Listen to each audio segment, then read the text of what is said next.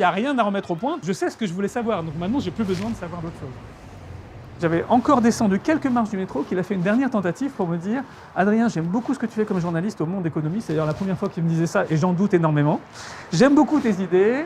Je prépare, il m'en avait jamais parlé avant, le programme pour la primaire socialiste de François Hollande. Rejoins ce petit groupe, tu nous feras des notes, je te ferai rentrer, etc. parce que tu as des idées super. » Je dis « Écoute, mes idées super sont publiées, elles sont donc publiques. Donc vous avez qu'à les prendre et si elles vous plaisent, tant mieux. Vous n'avez qu'à citer le Monde Économie. » Jusqu'à cet épilogue tragicomique, Gilles Van Cott n'avait jamais voulu croire à une trahison d'Emmanuel Macron. Et moi, j'étais plutôt de ceux qui disaient « Mais non, vous voyez le mal partout.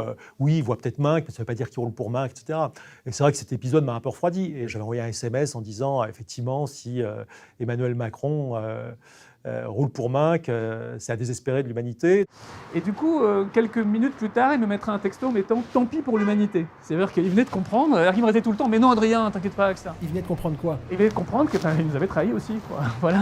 Et que dans cette histoire, bon, voilà, mais la politique ou les affaires, c'est souvent des histoires de trahison. Celle-là n'est pas un délit, mais qui nous avait trahis, effectivement. Il le voyait alors qu'il prétendait être indépendant et nous dire tout. Et il ne nous disait pas tout, tout simplement.